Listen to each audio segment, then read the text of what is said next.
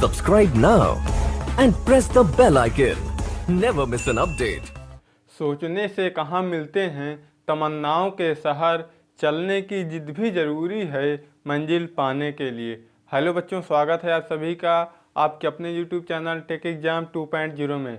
बच्चों, आपने देखा था पिछले वीडियो में, यानी कि जो आपकी ये सीरीज चल रही है क्लास 10 एनसीईआरटी मैथ की, इसमें आपने 3 चैप्टर कंप्लीट कर चुके हैं। आपका नंबर सिस्टम और उसके बाद पॉलिनोमियल्स और उसके बाद pair of liner equation into variables, ये 3 चैप्टर्स आपके कंप्लीट हो चुके हैं। और जो इसका अगला चैप्टर था यानी कि क्वाड्रेटिक इक्वेशन, द्विघात समीकरण, ये आपका कंटिन्यू है, यानी कि ये रनिंग पर है। इसके आपने पार्ट 1 देखा था, यानी कि द्विघात समीकरण क्या होता है, इससे रिलेटेड कॉन्सेप्ट को मैंने पिछले वीडियो में क्लियर कर दिया था। और एक्सरसाइज 4.1 का भी वहाँ पर जिक्र किया गया था और वो भी कंप्लीट हो गई थी। और उसके बाद आज जो आपका यानी कि टॉपिक है आपकी एक्सरसाइज 4.2 आज यहाँ पर मैं टीच करूँगा। और इससे जो भी कॉन्सेप्ट है प्रश्नावली के पहले, जैसे कि मैं हमेशा करता हूँ कि किसी भी प्रश्नावली को पढ़ाने से पहले उसका मैं आपको पहले टॉपिक बता देता हूँ, यानी कि कॉन्सेप्ट बता देता हूँ कि ये प्रकार के यहाँ पर ये सब होने वाला है, ठीक है। क्योंकि कॉन्सेप्ट इज मेन पावर होता है, यानी कि कॉन्सेप्ट अगर आप सीखे हैं तो आपको प्रश्नावली के अंदर कोई दिक्कत नहीं होगी। पहले तो देखिए आपको चैप्टर से रिलेटेड कॉन्सेप्ट क्लियर किया जाएगा, उसके बाद प्रश्नावली के जितने भी यानी कि प्रश्नावलियाँ हैं उनसे रिलेटेड कॉन्सेप्ट को आपको मैं क्लियर करता हूँ। यानी कि पहले कॉन्सेप्ट फिर एक्सरसाइज में आपको पढ़ाता हूँ, पहले कॉन्सेप्ट फिर एक्सरसाइज। तो इसी की कड़ी में फिर आज मैं आपके सामने हाजिर हो चुका हूँ। तो आप लोगों से फिर विनती है कि आप इस वीडियो को मैक्सिमम शेयर कर दीजिए और अपने सभी दोस्तों के पास इस वीडियो को पहुंचा दीजिए। और जो लोग वीडियो से जुड़ेंगे, अगर नए हैं तो चैनल को सब्सक्राइब करके बेल आइकन को प्रेस कर लेंगे और वो भी अपने फिर दोस्तों के पास शेयर कर देंगे और वीडियो को लाइक अवश्य करना है। और मन में कोई अगर कन्फ्यूजन रह जाता है, मान लीजिए मेरे टीच करने में कोई कन्फ्यूजन है, तो आप नीचे कमेंट बॉक्स में अपनी राय को दे सकते हैं। अगर कोई टॉपिक समझ नहीं आता है तो उसके लिए तो आपको मैंने बताया था कि टेलीग्राम इंस्टाग्राम पेज से जुड़ करके वहाँ से भी आप थोड़ा बड़ा मदद ले सकते हैं। नहीं तो आप कमेंट बॉक्स में कमेंट कर देंगे तो हम बता देंगे। तो चलिए हम अपने एक्सरसाइज 4.1 के कॉन्सेप्ट को स्टार्ट करते हैं। तो चलिए लेट्स बिगिन स्टार्ट।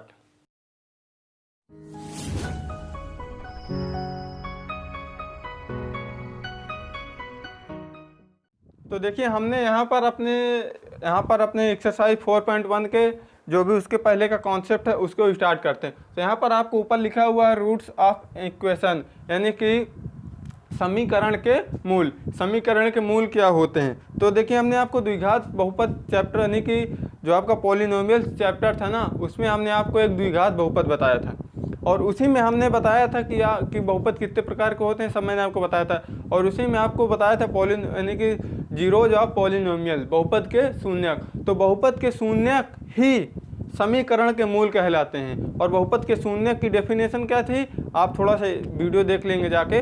तो ऐसा मान जिससे कि उस बहुपद का मान शून्य हो जाए उसे ही बहुपद का शून्यक कहते थे, चाहे वो द्विघात बहुपद हो चाहे त्रिघात बहुपद हो। तो उसी प्रकार यहाँ पर है कि ऐसा मान जिससे कि हमारे द्विघात समीकरण का मान शून्य के बराबर हो जाए उसे ही द्विघात समीकरण का मूल कहते हैं या हल कहते हैं। इसे सॉल्यूशन भी बोलते हैं, रूट्स भी बोलते हैं, ठीक है ना। तो यहाँ पर आप सॉल्यूशन और रूट्स दो चीज़ों का यहाँ पर यूज होगा और जीरोज तो बहुपद के लिए था। अब देखिए, अब ये मान लीजिए x बराबर कहीं आपको मिल जाए, इसका मैं एग्जांपल दे देता हूँ, 1 लिखा है। अब बोल दिया जाए क्या यह बहुपद का शून्यक होगा, यानी कि समीकरण का मूल होगा। शून्यक बार बार याद आ रहा है। कहीं कह दिया जाए कि क्या बताइए कि समीकरण का मूल होगा, तो क्या जब इसका मान 1 रखने पर शून्य हो जाएगा तो हाँ ये शून्य, यानी कि ये समीकरण का मूल होगा। अब चलिए x बराबर 1 हम इसमें अप्लाई करते हैं। तो देखिए जैसे हम मान रखेंगे 2 × 1 का स्क्वायर करेंगे -3 × 1 प्लस का 1 बराबर का 0 करेंगे तो ये 2 हो जाएगा। 1 की स्क्वायर करेंगे 1 ही होगा और 2 का मल्टीप्लाई करके 2 दे देगा। और ये -3 प्लस का 1 यहाँ से आएगा, 3 × 1 = 3 प्लस का 1 बराबर 0। अब -3 या 2 है, इसको जब घटाएंगे तो -1 मिलेगा प्लस का 1 बराबर 0, यानी कि ये कट जाएगा। देखिए 0 आ गया, यानी कि हमारे जो समीकरण का मान शून्य के बराबर आ गया, ठीक है ना। तो हम कह सकते हैं अतः x बराबर एक समीकरण का हल है या समीकरण के मूल है, ठीक है ना। और आपको हमने इसके व्यापक रूप की मैं अब बात करूं तो x बराबर अल्फ़ा, यानी कि मान लीजिए कोई x बराबर अल्फ़ा है, माना यहाँ पर मैं लिख देता हूँ, माना x बराबर अल्फ़ा द्विघात समीकरण x² plus bx plus c बराबर 0 का एक हल या मूल है यदि क्या होगा, यानी कि a multiply alpha square plus b multiply alpha plus का c बराबर 0, ठीक है ना, जहाँ अल्फ़ा बराबर वास्तविक संख्या होगी, ठीक, वास्तविक संख्या है। यानी कि x बराबर आपके पास कोई ऐसा मान हो जिससे कि किसी द्विघात बहुपद का यानी कि द्विघात समीकरण का मान 0 के बराबर आ जाए तो वही उसके हल होंगे, वही उसके मूल होंगे। अब बात करती है कि मूल हो कितने सकते हैं किसी द्विघात समीकरण के। तो द्विघात बहुपद जब मैंने आपको बताया था बहुपद चैप्टर में, तो उसमें मैंने आपको बताया था कि किसी द्विघात बहुपद के ज़्यादा से ज़्यादा यानी कि अधिकतम 2 शून्यक हो सकते हैं, एक भी हो सकता है और एक भी नहीं हो सकते हैं। तो वही चीज़ यहाँ पर भी अप्लाई होती है, क्योंकि द्विघात बहुपद है, बराबर में लगा तो 0, तो इसलिए समीकरण बन जाता है, तो सेम वही तो है। तो यहाँ पर भी इसके कितने अधिकतम हल हो सकते हैं या इसके मूल अधिकतम कितने हो सकते हैं, 2 मूल इसके हो सकते हैं, एक भी हो सकता है, एक भी नहीं हो सकते हैं, ठीक है, इतना आप समझ गए। अब बात करती हैं कि इसके आप मूल निकालेंगे कैसे, x का मान निकलेगा कैसे, ठीक है ना, इसकी अब मेन बात होती है। तो आपने क्लास 9 में पढ़ा होगा गुणनखंड करना, किसी भी द्विघात समीकरण का गुणनखंड कैसे किया जाता है, तो उसको हम यहाँ पर देखिए लिखा है solution of quadratic equation of factorisation, यानी गुणनखंड विधि द्वारा यानी कि गुणनखंड द्वारा द्विघात समीकरण का हल निकालना। तो गुणनखंड द्वारा हम द्विघात समीकरण के हल निकालने की बात करते हैं। द्विघात समीकरण को कैसे सॉल्व करेंगे यानी कि इसके गुणनखंड कैसे करते हैं, तो चलिए आप अपने एक्सरसाइज 4.1 को स्टार्ट करते हैं। अब देखिए आपका फर्स्ट नंबर क्वेश्चन हमने ले लिया। फर्स्ट नंबर क्वेश्चन बोला गुणनखंड विधि से यानी गुणनखंड विधि से निम्न द्विघात समीकरण के मूल ज्ञात कीजिए। इनके मूल ज्ञात करना, आप लोगों को गुणनखंड करना तो आता ही होगा, अगर नहीं आता है तो मैं आपको बता दूंगा। तो देखिए इसका अगर कोई द्विघात समीकरण है, इसके आप मूल कैसे निकालेंगे और इसके गुणनखंड कैसे करेंगे। तो इसमें आपको सबसे पहले क्या किया जाता है, आपको इस फर्स्ट वाले का, ये फर्स्ट में क्या है आपके पास x² का गुणांक 1 है और लास्ट में क्या है 10 है। आपको चिन्ह से अभी कोई मतलब नहीं है, अभी मैं सब आपको समझा दूंगा।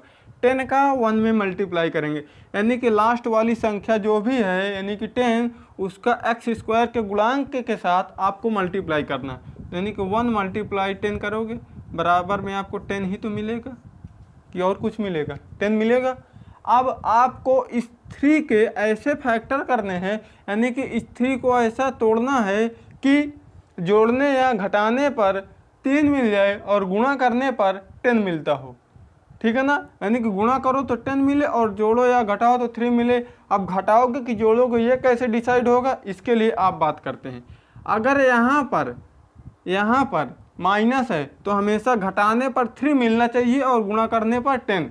अगर यहाँ पर प्लस है तो जोड़ने पर 3 मिलना चाहिए और गुणा करने पर गुणा करने पर 10, ठीक है ना। तो अगर यहाँ माइनस है तो घटाओगे और गुणा करने पर 10 तो मिलना ही मिलना है, दोनों में कॉमन है। यहाँ माइनस है तो घटाना है, प्लस है तो जोड़ना है, बस इतना आपको समझना है।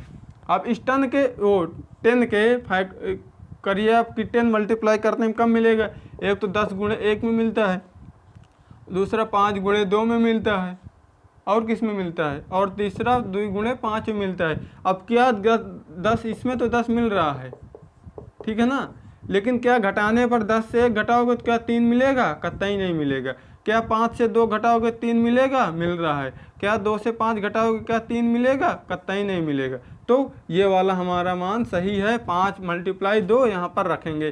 तो देखिए कुछ लोग बताते हैं कि यहाँ माइनस है तो -5 यहाँ रखना, उसका मैं अभी आपको जवाब दे दूंगा। आपको प्लस ही में 5 और 2 लेना है, कहीं कि मैंने देखा ना यहाँ पर माइनस है, माइनस के 3 चाहिए तो माइनस का 5 करो, तो वो मैं आपको टेंशन दूर कर दूंगा, उसके लिए आप परेशान मत होना।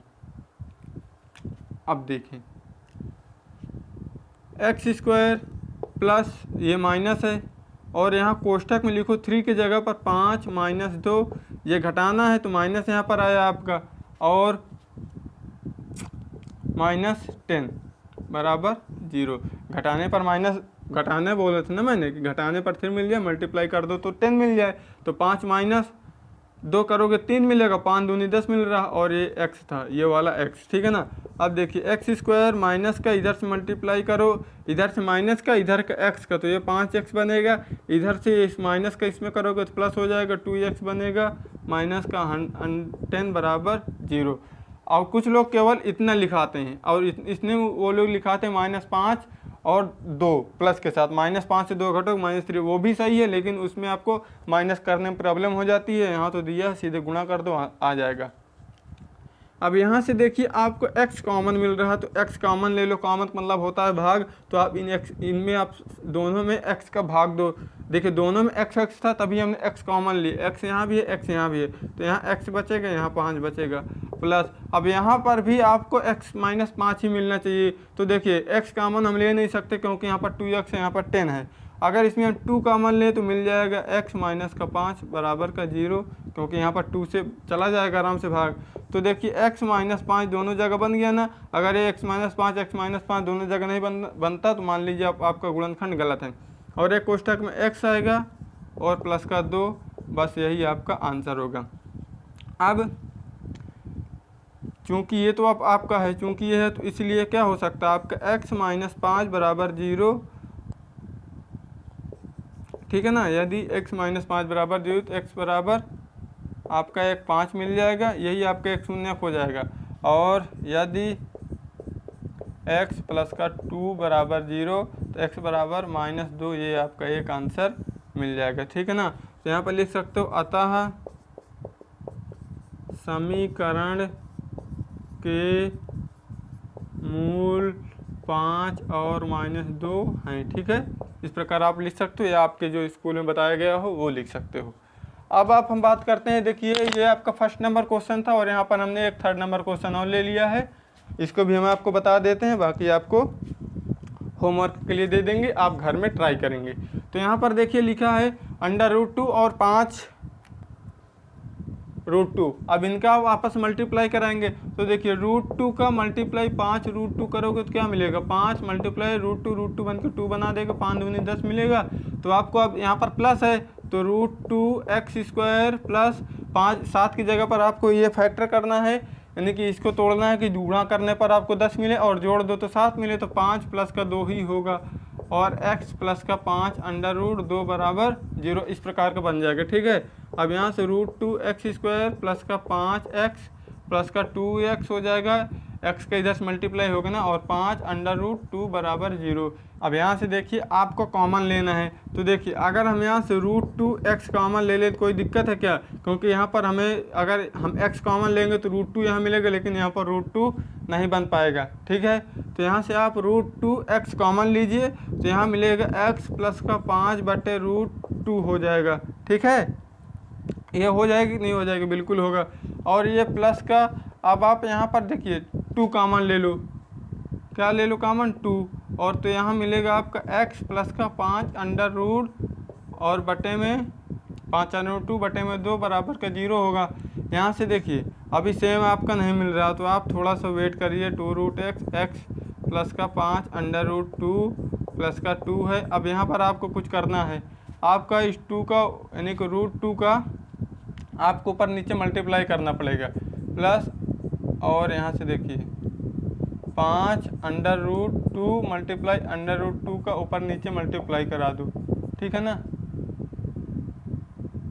आप √2 को ऊपर नीचे इसमें मल्टीप्लाई करा दोगे तो ये हो गया। अब यहाँ से लिखो √2x प्लस का 5 √2 बटे में प्लस का 2 यहाँ आएगा। यहाँ से देखिए x, अब देखें यहाँ से ये √2 मल्टीप्लाई होकर ये काट देगा कि नहीं काट देगा, और ये 5 √2 बच जाएगा बराबर 0। अब यहाँ से आप लिख लो एक कोष्ठक में x प्लस का 5 अपान में √2 और एक दूसरे कोष्ठक में √2x प्लस का 2, ये आपका ये हो जाएगा। अब यहाँ से आप लिख सकते हो यदि एक कोष्ठक में x प्लस का 5 बटे में 2 तो x बराबर माइनस का 5 √2 बटे में, ठीक है। यहाँ से लिख सकते हो यदि √2x प्लस का 2 बराबर 0, तो √2x बराबर आपका होगा माइनस का √2। तो यहाँ से लिख सकते हो x बराबर माइनस √2 बटे √2। अब देखिए आपका आंसर डिफरेंट आ रहा हो ना, तो √2 को ऊपर नीचे आप मल्टीप्लाई करा लेना इस प्रकार, ठीक है। इस प्रकार कराएंगे तो इससे इससे ये कट जाएगा, तो x बराबर आपका माइनस √2 आंसर आ जाएगा, ठीक। तो ये आपका इस प्रकार इसके भी शून्य निकला है। एक है x बराबर -5 अपान √2, एक है x बराबर माइनस का √2। तो ये आपका फर्स्ट नंबर क्वेश्चन हो गया। अब इसके बचे हुए क्वेश्चन इसी प्रकार सेम लगेंगे, आपको केवल फैक्टर करना है।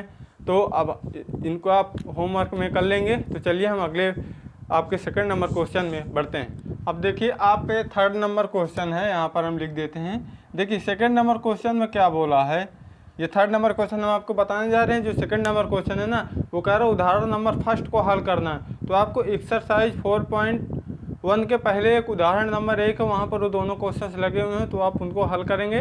आगे में आप उस टाइप के क्वेश्चन कई सारे आने वाले हैं, तो आप उनसे सीख सकते हैं, उनको आप लगाइएगा। अगर नहीं आता तो आप नीचे कमेंट कर देंगे, तो मैं उनको बता दूंगा। तो देखिए आपका ये क्वेश्चन लिखा हुआ है, ऐसी दो संख्याएं ज्ञात कीजिए जिनका योगफल 27 हो और उनका गुणनफल 182 हो। अब मान लें कि हमारी पहली संख्या क्या होगी। मान लें हम दो संख्या के बारे में बात बोला है, तो यहाँ मान लें एज्यूम कर लीजिए, लेट एज्यूम माना पहली संख्या जो आपकी हो जाएगी वो x हो जाएगी। तो दूसरी संख्या अब क्या होगी, जब पहली x हो गई तो दूसरी आपकी 27 माइनस x होगी, क्योंकि इनका योगफल क्या बोला 27 के बराबर बोल दिया ना।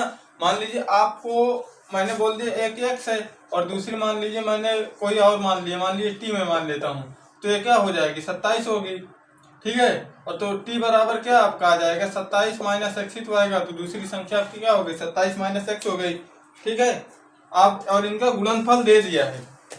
गुणनफल कितना दे दिया गया है, गुणनफल ये आपको दे दिया गया है 182 यानी 182 दे दिया गया है। अब आप यहाँ पर गुणा कर लीजिए 27 माइनस का x बराबर के 182। अब देखिए ये हो जाएगा 27x माइनस का x स्क्वायर बराबर 182। अब इनको सबको उधर ले लीजिए, तो ये हो जाएगा x स्क्वायर माइनस का 27x प्लस का 182 बराबर 0। अब देखिए आपके पास 182 है और 182 का आप इसमें 1 में मल्टीप्लाई करेंगे तो 182 होगा। अब ऐसा आपको मिल जाए कि जोड़ने पर 27 आ जाए और गुणा करने पर 182, तो आप सोचिए अब तो हम क्या मिल सकता है आपको 14 और 12 13 मिल सकता है कि नहीं मिल सकता, बिल्कुल मिलेगा। 4 3 7 1 1 और 13 52 5 13 का 13 5 18, यानी कि ये हमारा मान सही होगा। तो आप यहाँ रखिए एक्स स्क्वायर और माइनस 14 प्लस का 13 और ये x प्लस 182 बराबर में 0 है। देखिए एक्स स्क्वायर माइनस का 14x माइनस के इधर से मल्टीप्लाई करिए इधर से x का, तो ये चीज आएगा और यहाँ से आएगा 13x माइनस का प्लस का 182 बराबर का 0। अब यहाँ देखिए आपका ये है, तो यहाँ से पहले आप x कॉमन ले लीजिए, तो ये हो जाएगा x माइनस का 14 हो जाएगा कि नहीं हो जाएगा। और यहाँ से आप माइनस 13 कॉमन लीजिए, तो x माइनस का 14 यहाँ पर भी आएगा और इक्वल में 0 है। एक बार x माइनस 14 एक कोष्टक में सेकंड ब्रैकेट x माइनस का 13 बराबर 0। अब देखिए यदि x माइनस का 14 बराबर 0 तो x बराबर का क्या हो गया 14 है, ठीक है। अब यहाँ लीजिए यदि x माइनस का 13 बराबर 0 तो x बराबर 13। यदि आप पहली संख्या इसको मानते हैं, यदि हम पहली जो संख्या है उसे हम 14 मानते हैं, तो आपकी जो सेकंड नंबर क्या हो जाएगी, सेकंड नंबर आपकी हो जाएगी, यहाँ से लिखिए कितना था 27 माइनस x, तो यहाँ लिखिए 27 माइनस का 14 बराबर का 13। यानी कि जब आपने 14 मानेंगे तब जब 14 माना तो आपको 13 मिला। अब आप सेकंड पहली क्या ले ले 13 ले ले, क्योंकि x के 2 मान निकले हैं ना। तो यदि हम पहली क्या मान ले, पहली संख्या 13 मानते हैं, तो सेकंड नंबर क्या मिलेगी आपको 27 माइनस का 13 बराबर में क्या आएगा 14 ही तो मिलेगा। यानी या तो आपकी पहली संख्या 13 होगी, या तो आपकी पहली संख्या 14 होगी या तो 13 होगी, और जो दूसरी संख्या होगी या तो 13 या तो 14, दोनों मान सही है, आपको लिखना पड़ेगा माना। अतः पहली संख्या 13 या 14, फिर लिखेंगे दूसरी संख्या 13 या 14 या 14 या 13, इस प्रकार आप लिख लेंगे। तो चलिए ये आपका 3rd नंबर क्वेश्चन हो गया। अब इसके हम आगे 4th नंबर क्वेश्चन है, उसमें हम फटाफट बढ़ते हैं। अगर आपको ये कंटेंट पसंद आया हो, मेथड पसंद आया हो, तो वीडियो को लाइक अवश्य कर देना। अब देखिए आपका ये 4th नंबर क्वेश्चन यहाँ पर है और इसमें बोला है कि 2 क्रमागत धन पूर्णांक ज्ञात कीजिए जिनके वर्गों का योग 365 हो, यानी कि 365। अब आपको ये पता होना चाहिए कि धन पूर्णांक क्या होते हैं। मैंने आपको जब नंबर वो फर्स्ट चैप्टर पढ़ाया था आपको वास्तविक संख्या, उसमें मैंने आपको बताया था कि पूर्णांक क्या होते हैं। तो धन पूर्णांक क्या होते हैं, जो धनात्मक संख्याएं होती 1 2 3 4 5 6 7। और यहाँ पर यही बोला गया है कि ऐसी 2 संख्याएं जो क्रम से आती हैं, यानी 1 के बाद 2, यानी कि 1 और 2 और इनके स्क्वायर का योगफल 365 है। ठीक है ना। तो 2 धनात्मक पूर्णांक क्या हो सकते हैं, क्रम से आने वाले 1 2 हो सकते हैं, 2 3 हो सकते हैं, 4 5 6 7 9 10, यानी कि 2 क्रम से हों, यानी 1 के बाद 1। तो उनको आप पहले एज्यूम करिए। तो यहाँ पर मान ले माना, यहाँ पर माना पहला धन पूर्णांक क्या हो जाएगा, x हो जाएगा। और सेकंड अब क्या हो जाएगा आपका, भाई मान लीजिए आपने 5 मान लिया, तो इसके बाद क्या आएगा, 6 आएगा। अब 5 में आपने क्या जोड़ा कि 6 आया, तो कह दोगे भैया x प्लस का 1, यानी कि 1 जोड़ दिया तो 6 मिल जाएगा। तो यही तो 1x हो गया, तो 1x प्लस 1 हो जाएगा। यानी कि आपने एज ए एग्जाम्पल 5 मान लिया, तो दूसरा क्या होगा, 6 होगा, यानी कि 5 में 1 जोड़ा, तो वही तो यहाँ किया गया, x में 1 जोड़ दो, काम खत्म। अब इनके वर्गों का योगफल x square plus x plus का 1 का होल स्क्वायर बराबर 365 है। अब x स्क्वायर हो जाएगा प्लस x प्लस 1 का होल स्क्वायर, यानी कि x प्लस वाई का होल स्क्वायर बन गया। तो ये सूत्र यहाँ पर अप्लाई करो, तो हो जाएगा एक्स स्क्वायर प्लस का 1 प्लस का 2x हो जाएगा बराबर का 365 हो जाएगा। अब आप ये क्या हो जाएगा आपका, ये 2x स्क्वायर हो जाएगा और यहाँ से ये होगा 2x प्लस का 1 माइनस 365 इक्वल में 0। 2x स्क्वायर प्लस का 2x यहाँ से आएगा माइनस का 364, 365 एक माइनस कर दीजिए, यहाँ से 2 कॉमन ले लो आप। तो देखिए एक्स स्क्वायर प्लस का x हो जाएगा माइनस का 182। देखिए 2 का नाम 2 2 8 16 और 2 दूनी 4 बराबर 0। तो देखिए x square plus x minus का 182 बराबर का 0 हो जाएगा। ठीक है, ये 2 है, नीचे चला जाएगा तो भाग में जाएगा तो 0 हो जाएगा। अब आपको इसके फैक्टर करना है। देखिए यहाँ पर क्या है आपका 82 है ना, तो इस 82 को आपको 1 में मल्टीप्लाई करना है x स्क्वायर के गुणांक के साथ, तो 182 आएगा। अब यहाँ पर माइनस है तो घटाने पर देखिए यहाँ पर क्या है 1 है ना x का गुणांक, तो घटाने पर 1 मिल जाए और गुणा कर दो तो 82। अभी जो इसका पिछला नंबर सवाल तो इसमें क्या था कि जोड़ने पर 27 आना चाहिए, तो गुणा करने पर 182। तो यहाँ पर गुणा करने पर क्या 14 माइनस 13 कर सकते हो, तो 14 का 13 मल्टीप्लाई होगा तो 182 मिलेगा। तो वही कंडीशन यहाँ पर अप्लाई कर दो, 14 माइनस 13, काम खत्म, क्योंकि यहाँ पर माइनस है और 1 भी मिल रहा है। तो यहाँ लिखो एक्स स्क्वायर प्लस का 14x माइनस का 13x माइनस का 182। आप 14 माइनस 13 रखेंगे इस x की जगह पर और कोष्ठक में और मल्टीप्लाई में x, तो आप खोलेंगे तो इसी प्रकार का आपको मिलेगा। यहाँ से आप x कॉमन ले लीजिए, तो देखिए x प्लस का यहाँ से आएगा 14 माइनस का, देखिए x स्क्वायर था और x था, x कॉमन ले लोगे क्योंकि दोनों जगह पर हमें x मिल रहा था। अब यहाँ से 13 कॉमन लेंगे क्योंकि x नहीं ले सकते क्योंकि 1 में है 1 में नहीं है। अब 13 कॉमन ले लो, 182 13 का मल्टीपल है, तो जाहिर सी बात भाग चला जाएगा, 14 बार जाएगा बराबर में 0 है।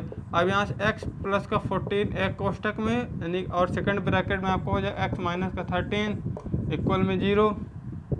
अब देखिए अब क्या है x प्लस का 14 बराबर 0, चूँकि आपका क्या है ये है तो इसलिए ये हो सकता है कि नहीं हो सकता है। तो x बराबर माइनस का 14, देखिए ये अमान्य हो जाएगा, यानी कि ये अमान्य हो जाएगा, यानी कि ये वैलिड नहीं है, इनवैलिड है। क्यों इनवैलिड है, क्योंकि आपको धनात्मक पूर्णांक की बात बोली, ये तो माइनस में है, ठीक है ना। तो इसी प्रकार क्या होगा, अब फिर वही, इसलिए x माइनस का 13 बराबर 0, तो x बराबर का 13 हो जाएगा, यानी कि फर्स्ट आंसर आपका ये हो जाएगा। अब सेकंड पूर्णांक यानी कि फर्स्ट पूर्णांक ये हो गया, तो अब यहाँ से सेकंड पूर्णांक क्या होगा, देखिए क्या है x प्लस 1 है, तो 13 प्लस का 1 बराबर का 14, ये आपके आंसर हो जाएंगे। यानी कि आप अगर 13 की स्क्वायर प्लस 14 की स्क्वायर करके जोड़ेंगे तो आपको 365 मिलेगा। आप करके ट्राई कर सकते हैं, ठीक है ना। ऐसे में बता देते 13 के स्क्वायर 169 होगा और 14 के 96 होगा। 9 और 6 जोड़िए 5 हो रहा है ना इकाई का अंक, तो यानी कि हमारा ये आंसर सही है। ठीक है, तो ये इस प्रकार से आपने 4th नंबर क्वेश्चन को कंप्लीट किया। आई होप कि आपको क्वेश्चन अच्छा लगा होगा, तो इसको लाइक अवश्य कर देना वीडियो को। अब चलिए इसके 5 नंबर क्वेश्चन में हम बढ़ते हैं। अब देखिए आपका 5 नंबर क्वेश्चन, और इसमें बोला गया है कि एक समकोण त्रिभुज जिसके एक समकोण त्रिभुज की ऊंचाई इसके आधार से 7 सेंटीमीटर कम है। यदि कर्ण 13 सेंटीमीटर हो तो अन्य दो भुजाएं ज्ञात कीजिए। तब देखिए एक समकोण त्रिभुज मान लीजिए हम ले लेते हैं, तो एक समकोण त्रिभुज क्या होता है, इस प्रकार का होता है जिसका एक कोण 90 अंश हो, तो ये समकोण त्रिभुज हो जाता है।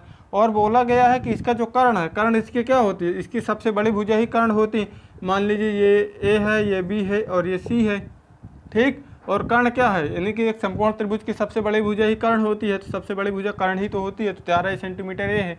और इसके आधार से 7 सेंटीमीटर कम है क्या, ऊंचाई। ऊंचाई क्या है ये, अगर हम आधार पता कर लें, यानी कि आधार तो यहाँ पर एज्यूम करिए माना आधार यानी कि बेस, आधार आपका क्या है x सेंटीमीटर है, यानी कि ये x हो जाएगा, तो ये क्या हो जाएगा x माइनस का 7 हो जाएगा, क्योंकि यही तो क्वेश्चन में बोला है कि जो आधार से इसकी ऊंचाई 7 सेंटीमीटर कम है, तो हमने कम कर दी x 7 तो हो गया। तो यहाँ से ऊंचाई क्या हो जाएगी,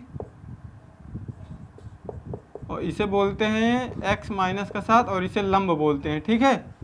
अब यानी कि परपेंडिकुलर, और ये बेस है और ये क्या है आपका कर्ण है। अब देखिए अब आपको इसमें अन्य दो भुजाएं फाइंड करनी है, तो इसमें आपको क्या लगेगा, पाइथागोरस प्रमेय से, यहाँ लिख ले पाइथागोरस थ्योरम से, प्रमेय से, ठीक है। और यहाँ पर लिखिए AC का स्क्वायर बराबर AB का स्क्वायर प्लस BC का स्क्वायर होता है कि नहीं होता है, ये पाइथागोरस प्रमेय होती है। इसमें लिखिए 13 का स्क्वायर बराबर AB कितना है आपका x माइनस 7 है, तो यहाँ लिखो x माइनस का 7 का स्क्वायर प्लस और x का स्क्वायर यानी कि बेस आपका है BC, तो x स्क्वायर हो जाएगा। अब देखिए मैं इसको आप देख लीजिए, मैं इधर आ रहा हूँ थोड़ा सा।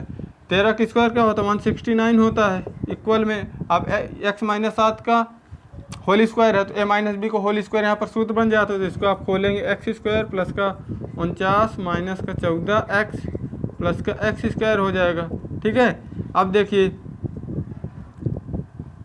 आपको यहाँ से क्या करना है, x स्क्वायर और देखिए यहाँ से x स्क्वायर जुड़ के 2x स्क्वायर बन जाएगा।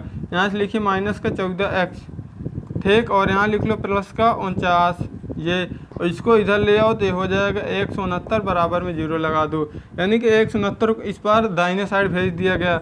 यहाँ से लिखो 2x स्क्वायर माइनस का 14x माइनस यहाँ से घटाओ 9 में 9 हो जाएगा 0 और 6 में 2 जाएगा, 6 में 4 2 तो 1 बच जाएगा बराबर का 0, ठीक है, इतना हो गया। अब यहाँ से आप 2 कॉमन ले लो, x square minus 7x minus का 60 बराबर 0, ये चीज़ आ जाएगा। अब यहाँ से देखिए 2 को इधर भाग में हो जाएगा, तो ये हो जाएगा x स्क्वायर माइनस 7x और यहाँ से 60 हो जाएगा बराबर में 0 हो जाएगा, ठीक। अब आप इसके फैक्टर करेंगे, घटाने पर आपको क्या मिल जाए 7 मिल जाए, और 60 के अंदर 60 गुणा करने पर 60 मिले, यानी कि जो होगा 12 पंच 60, 12 में 5 जाएगा तो आपका 7 बचता है।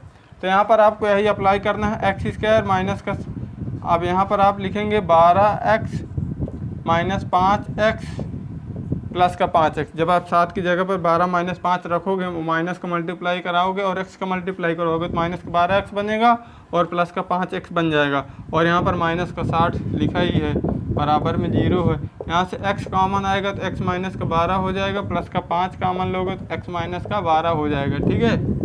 अब यहाँ से x माइनस का 12 एक कोष्ठक में, x प्लस का 5 एक कोष्ठक में हो जाएगा।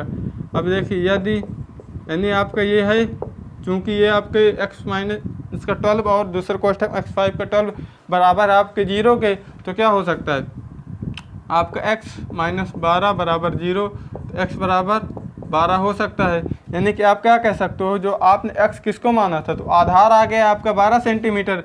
अब यहाँ से आपकी AB क्या निकलेगी, ऊंचाई, यहाँ पर AB लिख लो, ठीक है ना।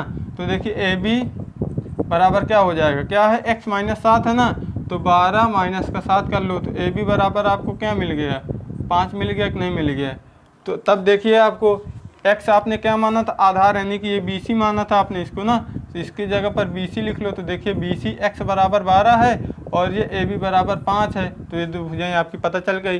5 12 17, यानी कि 5 और 12 13 आपका आंसर आ गया। अब आप इसको जब जोड़ोगे, पाइथागोरस प्रमेय में अप्लाई करोगे, तो आपका आंसर एकदम फिट आएगा। 12 का स्क्वायर 5 के स्क्वायर जोड़ोगे, यानी कि 12 का स्क्वायर होता है 144 और 25 जोड़ोगे तो 169 मिलेगा। 13 के स्क्वायर के बराबर आता है। हमारे मान सही हैं। तो इसी बात पर आप वीडियो को एक लाइक कर दीजिए, क्योंकि इतना तगड़ा कॉन्सेप्ट मैं बताया हूँ आपको, कहीं नहीं इस प्रकार से एकदम आपको डीप में जाके मैंने समझाया है। छोटी छोटी चीज़ों को भी मैंने यहाँ पर ध्यान दिया। तो आप वीडियो को लाइक अवश्य कर देना और चैनल को अपने दोस्तों के पास शेयर कर दीजिए। जो लोग नए जुड़ेंगे चैनल को सब्सक्राइब करके बेल आइकन को प्रेस कर लेंगे। तो चलिए इसका लास्ट नंबर क्वेश्चन अभी बचा हुआ 6 नंबर, उसमें हम इंटर करते हैं। अब देखिए आपका 6 नंबर क्वेश्चन यहाँ पर लिखा हुआ है और ये लास्ट क्वेश्चन है इस प्रश्नावली का, ठीक है। और इसी क्वेश्चन को आज हम बात करेंगे और फिर वीडियो को हम खत्म करेंगे। तो देखिए क्वेश्चन में बोला है कि एक कुटीर उद्योग कुछ बर्तनों का निर्माण करता है। एक विशेष दिन यह देखा गया कि प्रत्येक नग का निर्माण, नग का मतलब यहाँ पर बर्तन ही है, का निर्माण लागत रुपए में एक प्रत्येक नग की निर्माण लागत उस दिन निर्माण किए गए बर्तनों की संख्या के दुगने से 3 अधिक थी। यदि उस दिन की कुल निर्माण लागत 90 रुपया थी तो निर्मित बर्तनों की संख्या और प्रत्येक नग की कीमत ज्ञात कीजिए। तो देख इसमें बोला है कि एक कोई फैक्ट्री थी, उसमें बर्तन निर्माण किए जा रहे हैं। तो एक दिन यह देखा कि प्रत्येक जो एक बर्तन है उसके बनाने की जो कीमत थी उस दिन बने कुल बर्तनों की संख्या के दुगने से 3 अधिक। तो हम इसमें मान लें 3, उस दिन निर्माण किए गए बर्तनों की संख्या कितनी थी।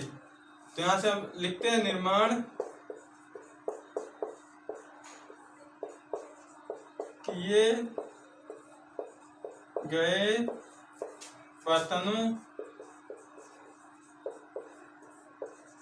की संख्या x रुपए x मान लो, ठीक है। और फिर प्रत्येक नग की निर्माण लागत क्या हो जाएगी, प्रत्येक बर्तन की लागत, ठीक है। इसको कह रहा है कि वो इसके दुगने से 3 अधिक है और बोला है कि उस दिन की कुल निर्माण लागत 90 रुपये थी। कुल निर्माण लागत कितनी थी, कुल निर्माण लागत हो जाएगी आपकी 90 रुपए। अब देखिए अगर एक दिन में बर्तनों की संख्या x है और जो प्रत्येक बर्तन की कीमत 2x + 3 है तो टोटल मूल्य कितना होगा, वो तो हमें 90 दिया है, लेकिन हमें अपनी तरफ से क्या होगा एक्चुअल में, देखिए x और 2x + 3 मल्टीप्लाई करा देंगे तो पता चल जाएगा। भैया आपने बाजार गए 2 दर्जन केले लिए, 10 रुपए दर्जन के, कितने हो गए 20 रुपए के, सीधी बात है। तो वही बता दिया 20 रुपए है। अब केलों के बारे में कुछ अलग कंडीशन दे दे तब उसका भी अलग होगा, यानी कि जो उसका टोटल मूल्य होगा टोटल मूल्य के बराबर ही तो होगा। तो ये उसका टोटल मूल्य हमें ऑलरेडी दिया था, तो इस प्रकार हो जाएगा। अब इसका अंदर मल्टीप्लाई करा लो 2x² + 3x और 90 को इधर ले लो तो हो जाएगा ये। अब देखें क्या है, 90 दूनी 180 होता है, 90 की से मल्टीप्लाई करो तो 180 होता है। अब आपको घटाने पर 3 मिल जाए और गुणा कर दो तो 180 आना चाहिए। तो चलिए इसको हम यहाँ पर देखते हैं। तो आपका इसके 3 को तोड़ना है ना, तो अब मैं बात करूं कि 15 - 12 की हम बात करें तो इस प्रकार के कई बन सकते हैं। 10 गुणे आप 18 कर सकते हो तो 180 तो आ जाएगा, लेकिन घटाने पर हमें 3 मिलना चाहिए। तो आप 180 के फैक्टर कर 180 के गुणनखंड करेंगे, अभाज्य गुणनखंड, तो उस प्रकार आप भी निकाल सकते हैं। तो देखिए 15 - 12 आप करिए, आपको सोचना है। तो आप यहाँ पर लिखिए, आप 3 की जगह पर 2x² + का 15x - का 12x - का 90 = 0, ठीक। अब देखें, अब हमें यहाँ से कॉमन लेना है और कॉमन लेने के बाद हल करना है। यहाँ से हम लेते हैं x कॉमन, तो x कॉमन ले लेंगे तो यहाँ देखिए x बच जाएगा प्लस, और यहाँ से 15 बचेगा यहाँ पर, और यहाँ देखिए माइनस का हम ले लें, अगर माइनस का हम कॉमन ले लें 6 तो क्या मिलेगा यहाँ से प्लस का 2x होगा, क्योंकि माइनस कॉमन है और प्लस का 15 आ जाएगा बराबर का 0। अब यहाँ से एक कोष्ठक में लिख दो x प्लस का 15 और दूसरे कोष्ठक में लिख दो x माइनस का 6 बराबर का 0। अब देखिए जब आपका ये है तो ये हो सकता है, क्योंकि ये है इसके बराबर 0 है तो x प्लस का 15 बराबर 0 हो जाएगा। तो x बराबर माइनस का 15 ये आपका क्या है, अमान्य हो जाएगा, यानी कि इनवैलिड है, क्योंकि ये माइनस में है और माइनस में हमारा होगा नहीं।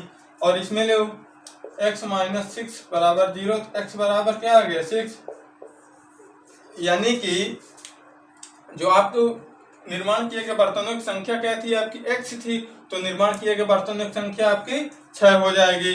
अब क्या प्रत्येक बर्तन की लागत क्या होगी, यहाँ लिखिए प्रत्येक बर्तन की लागत क्या है 2 × 3 यानी कि 2 × 6 प्लस का 3 बराबर 6 दूनी 12, 6 दूनी 12, ऐसे लिखो 12 प्लस का 3 और 12 3 15, ये भी आपका आंसर हो जाएगा। तो देखिए इसका आएगा आपका 6 और ये आएगा आपका 15, तो 15 6 90 यानी हमारा आंसर सही है। तो इस प्रकार देखिए आपने इस प्रश्नावली को खत्म किया। अगर आपके पास अभी कोई डाउट्स है तो आप नीचे कमेंट सेक्शन में जाकर के अपने कमेंट से डाउट्स को क्लियर कर सकते हैं, हम वहाँ पर जवाब दे देंगे। और ज़्यादा अच्छा समझना चाहे तो आप टेलीग्राम इंस्टाग्राम से जुड़ लीजिए, वहाँ पर भी हमने आपको जवाब दे देंगे। तो आज तक के लिए हम यहीं पर रखते हैं और आपको अब अगले वीडियो मिलेंगे एक्सरसाइज 4.3 के लिए। तो ये आपका 3 यानी कि 4.2 था, तो ये खत्म हो चुका है। अब हम आज तक यहीं पर रखते हैं और 4.3 में बात करेंगे अच्छे कंटेंट के साथ, और जो उसका यहाँ पर कॉन्सेप्ट होगा उसके साथ बात करेंगे। तो दोस्तों आपसे मैं फिर एक बार कहता हूँ कि अभी तक आपने इस वीडियो को शेयर नहीं किया तो अपने दोस्तों के पास इसको पहुँचा दीजिए, और वीडियो को लाइक कर देना, और चैनल पर नए हैं तो चैनल को सब्सक्राइब करके बेल आइकन को प्रेस कर देना, जिससे कि आपको हमारी हर वीडियो की नोटिफिकेशन पहुंचती रहे। तो चलिए दोस्तों आज तक के लिए हम यहीं पर रखते हैं, अब नेक्स्ट वीडियो मिलेंगे अच्छे टॉपिक के साथ, तब तक के लिए धन्यवाद, जय हिंद।